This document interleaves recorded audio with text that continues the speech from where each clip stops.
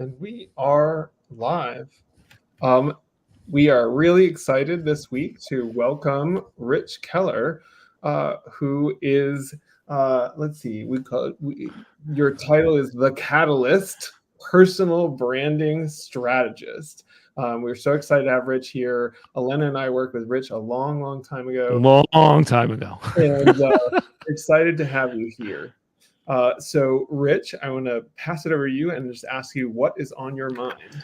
Oh boy, I've been thinking a lot about that question this morning because you mentioned to me that I should be prepared it's for not something. Supposed to be like a gotcha. No, I know, but you have to think about it. And I'm gonna tell you what's on my mind, and then I'm gonna actually ask the three of you a question to sort of like maybe prove my point. What's on my mind is that I think people get personal branding all wrong. Okay. And so what I want to ask you guys is, what do you think the most likely thing that people say next after they say to you, tell me about yourself? They say their name, and then what do they most likely say right after their name? Their job. Okay, Eric, awesome. Jeff? Yeah, they talk about what they do. Okay, Elena? Absolutely. Okay, and that honestly pisses me off. But that is an essence of professional America. Yes. And the reason that it's on my mind is, first of all, it's the basis of my whole platform. And I opened my TED Talk with tell me about yourself, because what happens is we are conditioned in society to focus on what we do as who we are. Okay. And the question didn't ask you, tell me what you do. And that's my story. I mean, I lost my job 3 times in my career, and I was worthless. Like, I held on to my job title like a raft. And then when I lost it, which took me like a year each time to get a job, I was like, my wife would come home and I'm worthless. How was your day? Sucked. Nobody wants me. Nobody cares about me. Yeah. And most of us, I think all of us in our research, 99% of us tie our identity to what we do. Exactly. Would you agree? 100%. And in fact, 100%. Oh, go ahead, Jeff. Go. No, I was just going to say, Rich, it's so funny that you say this. I was literally on a call just now, and I have been talking about this concept that somebody introduced to me about a year ago, which I think is related to what you're talking about, and it's called corporate PTSD. I don't know if you've ever come across that term, but somebody said to me when I quit my corporate job about a year ago, they were like, Jeff, you were going to feel corporate PTSD for about 2 years. Yeah. I don't know. Probably longer. I think 2 years is probably a little short.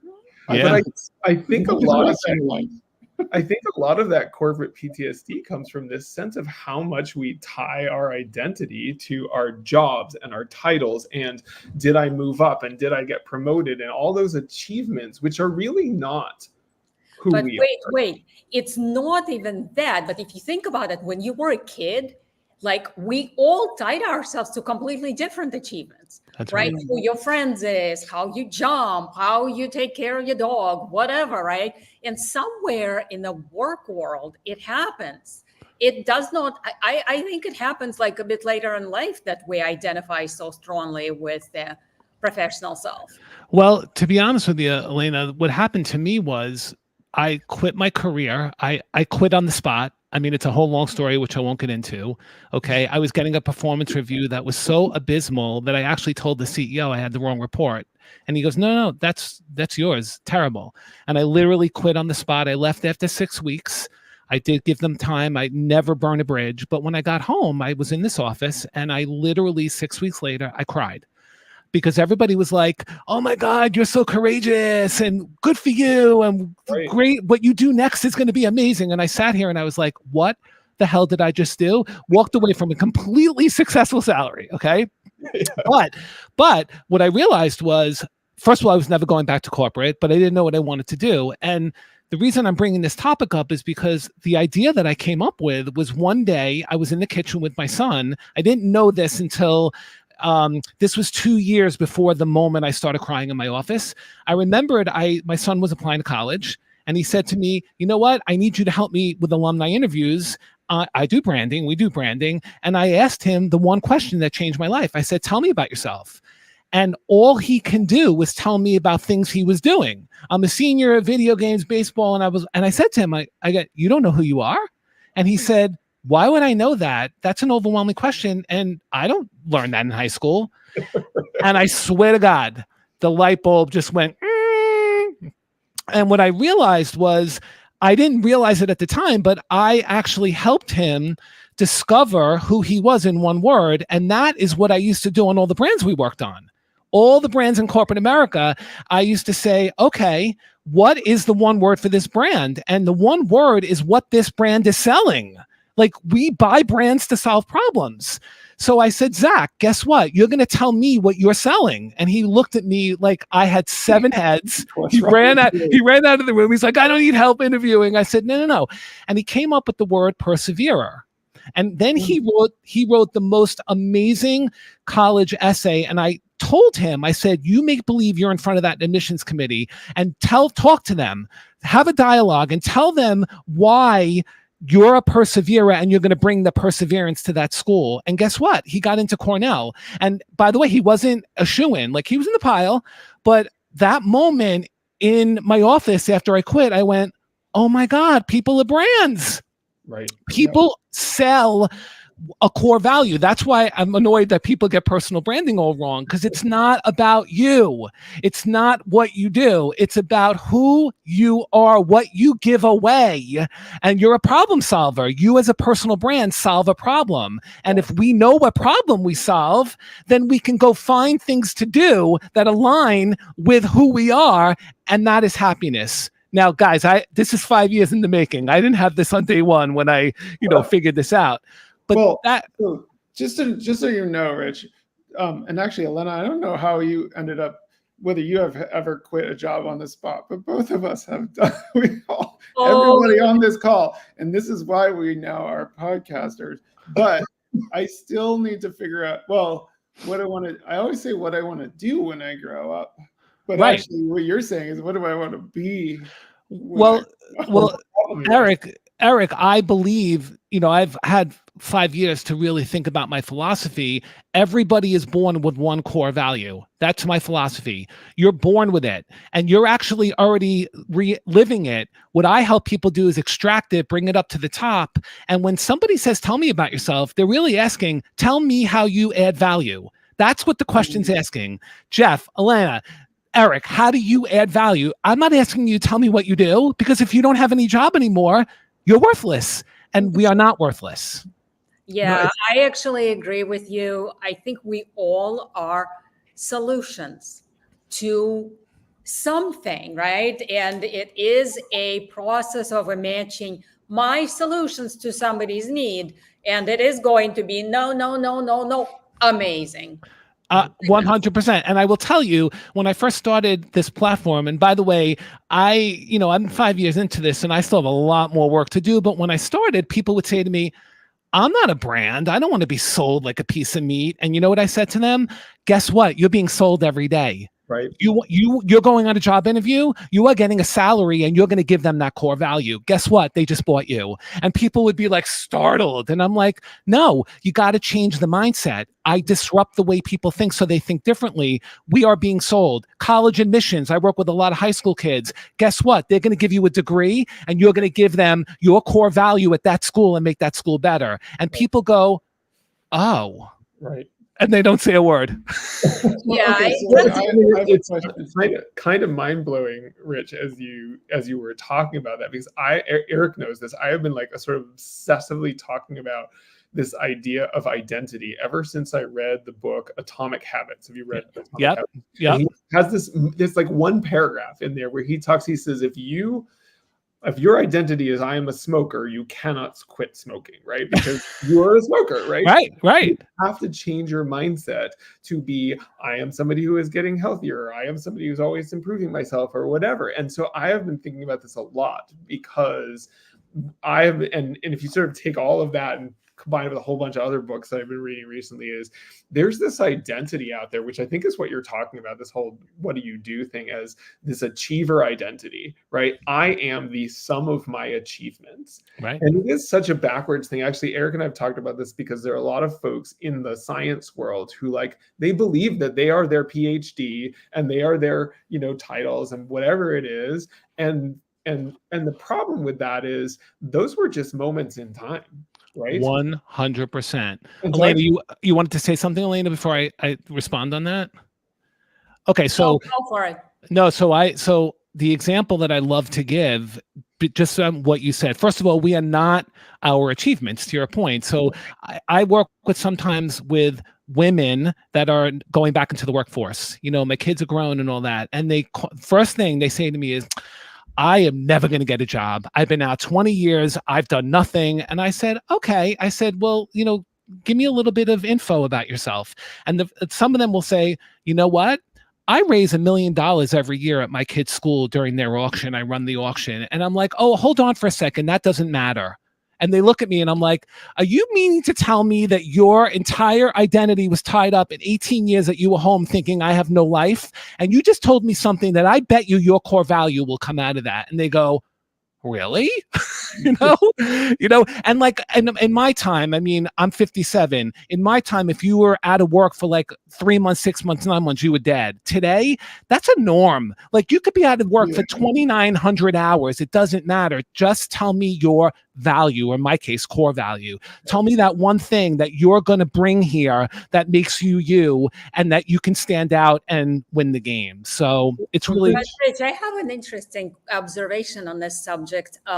Do you think the society is becoming more accepting of core value vis-a-vis work history? In what context? Give me a little bit more context. In a professional context. Excuse me? In a professional context. Well, if you ask me, in my way of thinking now, I could care less if you never work a day in your life.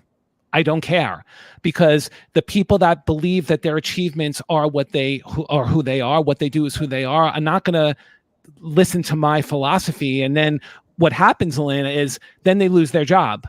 You know, like the example I give is like somebody that goes to the Super Bowl every year because they're the CEO of a company. Oh my God, every year we're going to go to the Super Bowl, and then they get fired and they don't get invited to the Super Bowl, and now they're upset. And I'm like, you didn't get invited because the only reason why was because you were the CEO of the company. Bye-bye. And they're like, and they give me this look, and I'm like, that's because that's not your identity. Right. So I do think that the world is moving. It is changing. I think as Gen Z, as it's become harder to find jobs, as people are realizing, I don't want to do what my parents did. I don't want to be working my life away. I want a little bit more freedom. My philosophy is coming a little bit more into the light. Yeah. So, Rich, I have a question for you. Can you tell us some of the core value, like what kinds of things do people, or do you extract from people? Sure. Core values. I mean, yours is you're a catalyst. I get that. Yeah, that's my one word. Yes. What else what other kinds of things? You heard perseverer. That's great. Okay. Well, listen, I've done hundreds of people. I mean, I have words all the way from magnanimous to altruistic. I mean, unflappable. But let's do an example. I always this is the part when I do speaking on stage, I take people through brands. I take them on the brand journey. And the truth is, people don't get what I do until I take them on the journey. I use brands that we worked on and so on. But let's take Taylor Swift for a second. Okay. If you think about it, what is Taylor Swift giving away that improves the lives of others? What is her magic? I call it core value. Your one word is a superpower, a magic wand. What is her magic that she is putting out in the world that makes her a billionaire? Any idea? Relating. Okay. Anybody? Jeff, Eric? Happiness. Okay. Entertainment. Okay. Those, to me, those are great words. I mean, it's a subjective philosophy, but tell me a little bit about Taylor Swift. What do you know about her? Let's talk a little bit about her. Like, you don't have to know like the nuance of her, but what in the zeitgeist of the cultural world, what do you know about her? Well, she seems to have like a lot of really, really important to her friendships, I think. Okay. Go ahead, Elena. Very loyal following Okay. among girls and women, especially young ones, so she can relate. The reason I said relating is Okay. because she poetry relates to, the girls. Okay. And then by the way, I like Taylor Swift's music. It's not just girls. I'm a Swiftie, yeah. Creativity, it's that she writes all of her own music. Tell me a little bit about that. Now you're getting, when I work with people, I mean, they go through my program, but when we start, I'm like, tell me more. Eric, you're getting a little warm. What is her magic? Tell me a little bit about the creativity. Yeah, I mean, it just seems to be, she writes her own lyrics. They're all about her experience. So she's sharing great. So what is her magic? She's a storyteller. There you go. Stop. That is her one word core value. Yeah. Every time she breaks up with someone, they're like, I can't wait for the next song about the story of her blank. And the reason that she is a billionaire, in my opinion, is because she took that core value, and the Swifties can relate because she tells them stories about her life. And then these teenage girls go, oh my God, I had a boyfriend break up and I had an eating disorder and I had and all of a sudden she takes them right with her. So when I say core value, this is the important thing about the philosophy. I'm not saying that she doesn't do 100 other things, but if Taylor Swift launched a song that wasn't a story, you would be, wait a minute, that's not a Taylor Swift song. That's when you've nailed the core value. Mm-hmm. Okay. Yep. So let's do a brand that I also talk about. You could tell me the word that comes to mind when you hear the brand. Tell me what word came to mind when you heard the brand Apple. What was the first word that came to your mind? Design. Okay, great. All of you. Okay. But if you think about it, okay. By the way, subjective. Okay. So it's, it's my philosophy. I own it, So tell me, you have Apple. Do you have an Apple phone? I do. Okay. So Jeff, talk to me about Apple. What would you tell a friend about the phone or about the product line? Talk about it. Super easy to use. Oh, stop right there. Then why didn't you tell me easy? The first word that comes to mind. Why didn't you say easy? I don't know. I guess I was thinking about it sort of from like a intellectual perspective. You were thinking about it from a category standpoint. So that's not the word, by the way. The word is simplicity. But hear me out. Then I say to somebody in the audience that stands up, and I say to them, "Tell me about the brand." And they start telling me a little bit about the brand. Then they go, "Oh, and Steve Jobs." I'm like, "Oh, well, what do you remember about him?" And they always say, I think that black turtleneck, or And I go, "Why do you think he wore that turtleneck? Do you think he had no clothes in his closet? I mean, why did he wear it?" And then they go, I don't know. And I said he wore it because that was his core value was simplicity. And he was telling the audience, I do simple things. And he put himself in front of his brand. Now, you could say Steve was an asshole leader. I'm not talking about his leadership style. In my philosophy, I believe, after studying him, the first brochure at Apple, the slogan was, simplicity is the ultimate sophistication. He wanted to have every employee wear a wardrobe, which didn't cut, but the employees in the store, if they all have blue shirts on or red shirts on.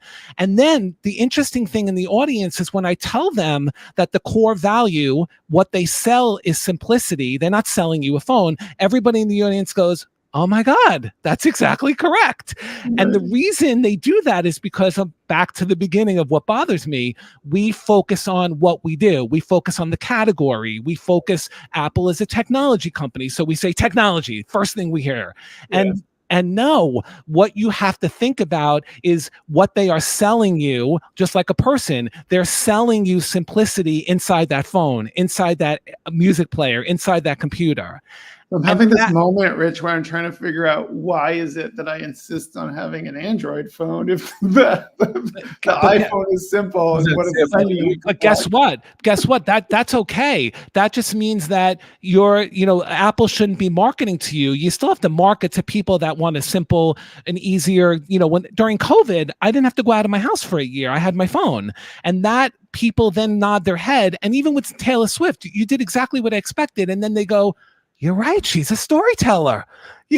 So the whole point of the philosophy is when you're asked, tell me about yourself, tell me how you add value, because we all think that we're not valuable unless we have letters, certain towns, certain schools, titles. No, I could care less if you sit in your backyard and meditate all day. You have a core value. Tell me what it is, and then let's get you to do things that align with who you are. I bet you're going to be happier, which is why I left corporate America. Yeah. No, I left it because of corporate PTSD. Okay. No, you're right. I think you're right. The question is, was that in alignment? It was in alignment with this, for me at least, with this need to achieve.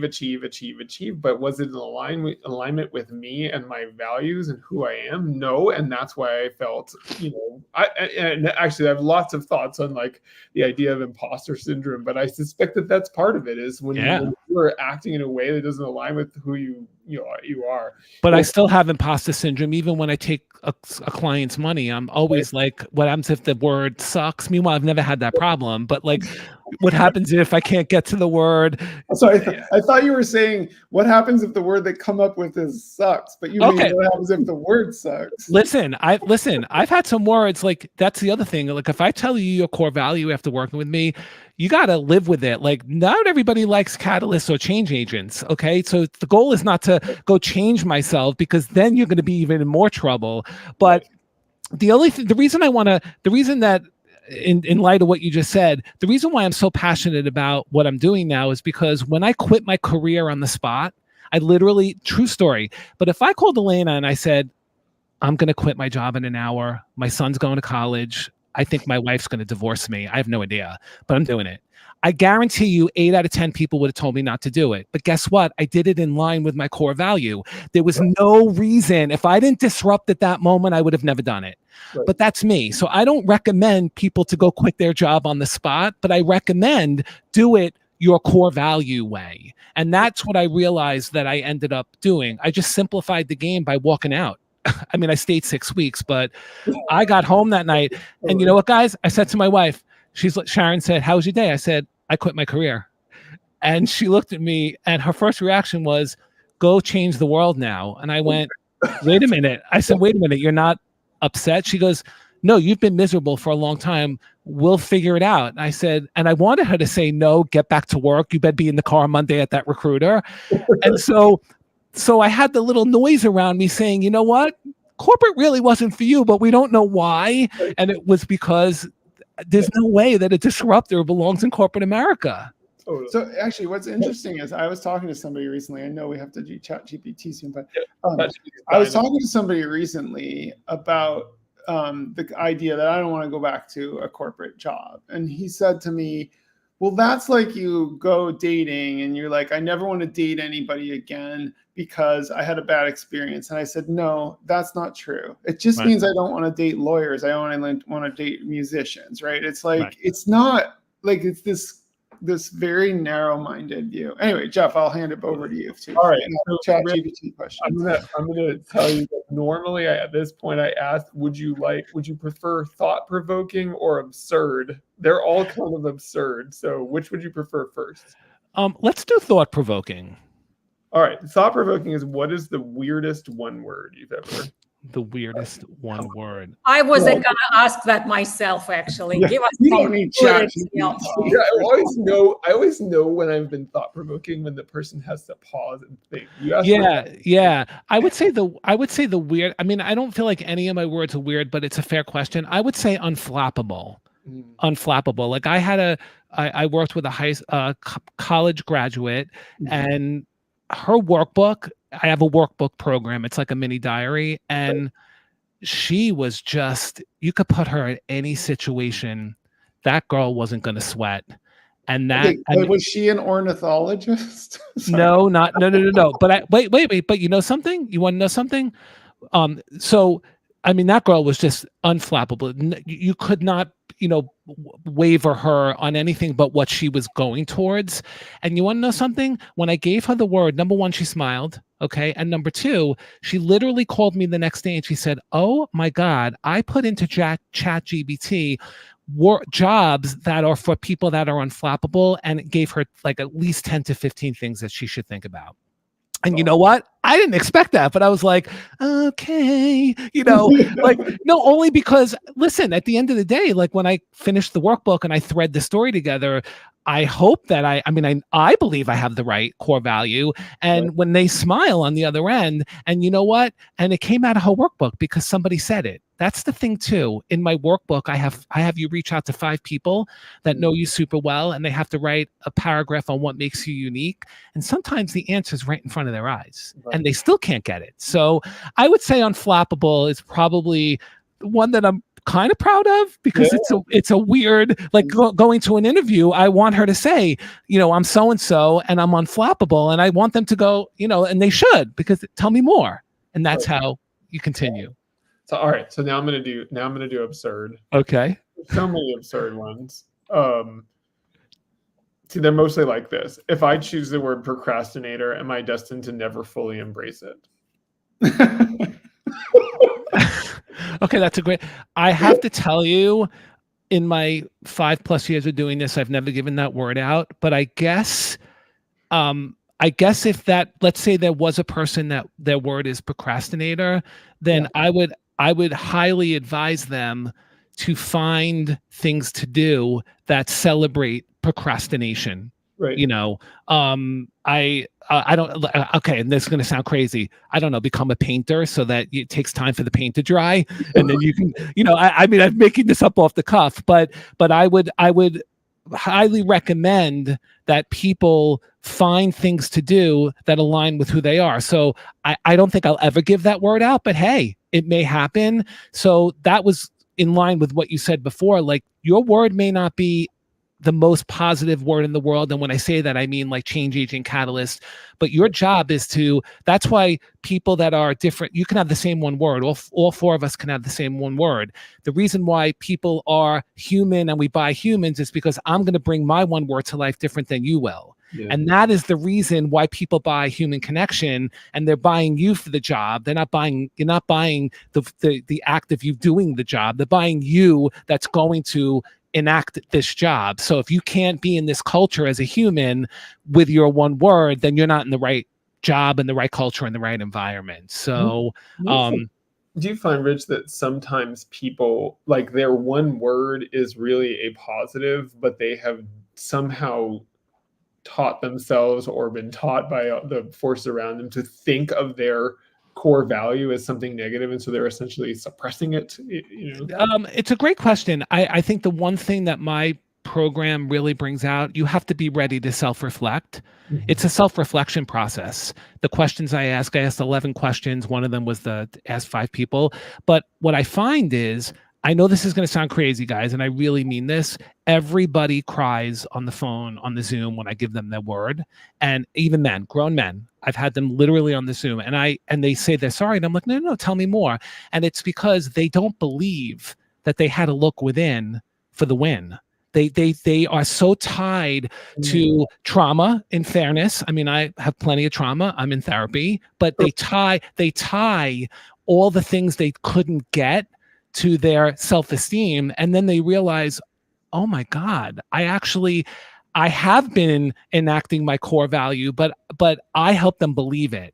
And I know this is going to sound crazy, but at that moment, they, like, their eyes open and they're like, you mean to tell me I've been chasing? I'm like, yeah, you've been chasing instead of. So I it's not that people don't believe it. It's that they have this eureka moment. I call it the eureka moment of clarity. And it sounds crazy, but I see it every day where they're like, oh my God, that's my magic. And I had it all along. So it's I sort of clear the way in a lot of ways. So what do you take the process further? Do you help people do practical branding, like their social media? I love that question. Yeah. That's because in the beginning I was always getting, okay, so what? And I moved and improved. Like, I've been still moving, improving. So yes, so I work with high school students like my son to come up with their personal statement story that's going to enact who they are. So you're going to tell a story about being a perseverer. And I also work with them around the rest of the application to make sure that it threads together. I work with a lot of college kids out of college because the world told them that they're going to graduate amazing and then they have no job and no life. And I help them figure out what they're going to tell me about yourself. Start with your one word. So I help them through the interview. And then I work with a ton of entrepreneurs because guess what? Like Taylor Swift, like Apple, they don't know what they're selling. They think they're selling a widget, and actually they're selling the core value. And then I work inside businesses, companies. Like I've had companies hire me to speak, and then like, let's say the CMO wants to know the whole team what their one word is. So they go through my program. Doesn't happen often, but I'm building more of that.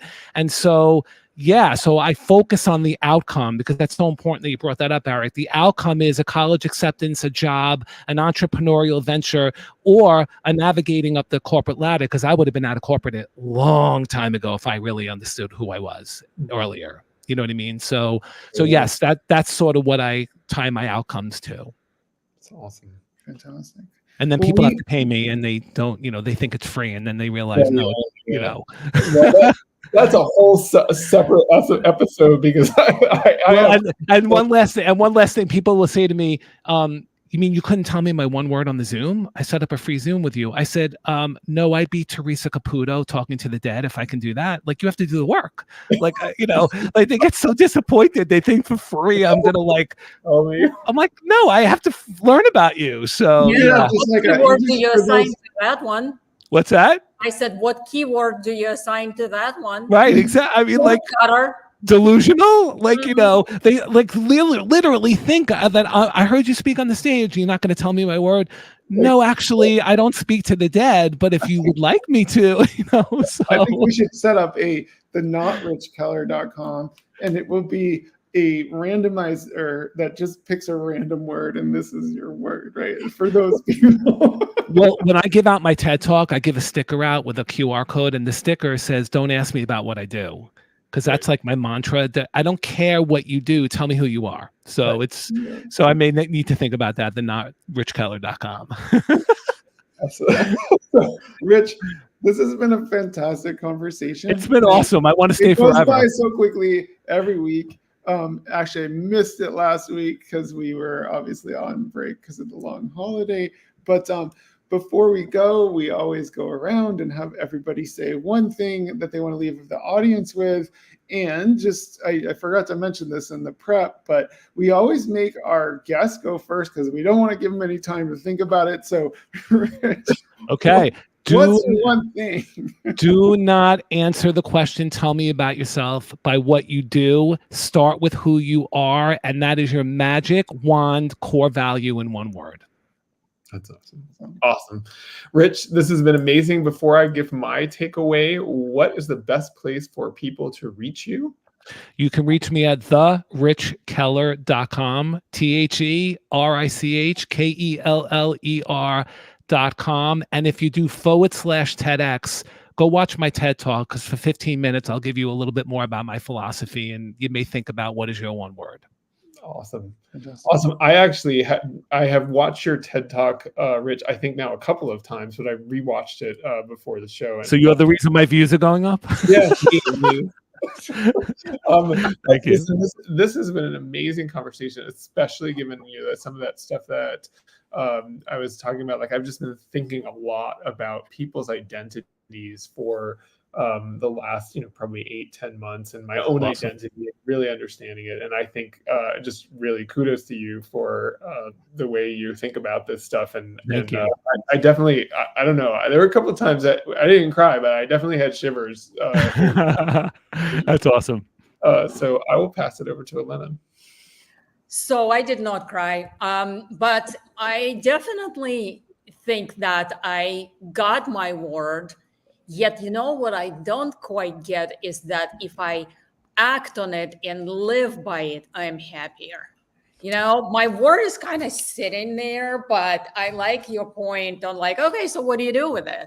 Okay. And that's my takeaway. So I better think about Okay, I think I know my word, but okay, you're going to set up a Zoom with me, and you're going to tell me, and then we're going to talk about it. Absolutely. Okay, then. Okay. I'm happy to do that and give you the marching orders of what you need to do.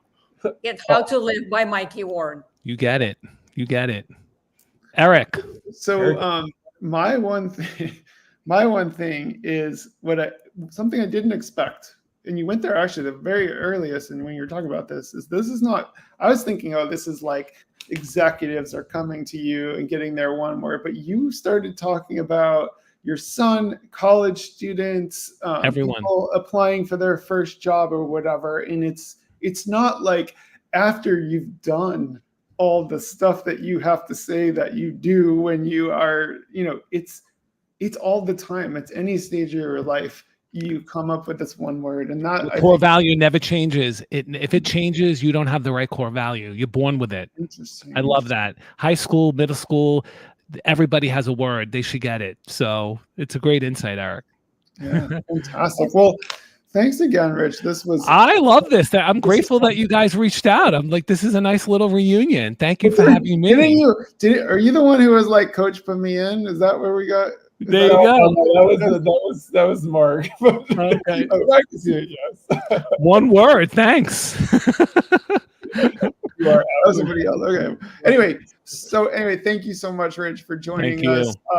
We love your message, and we look forward to hearing more from you. So thank you. You got it. Thank you for having me. Thank you.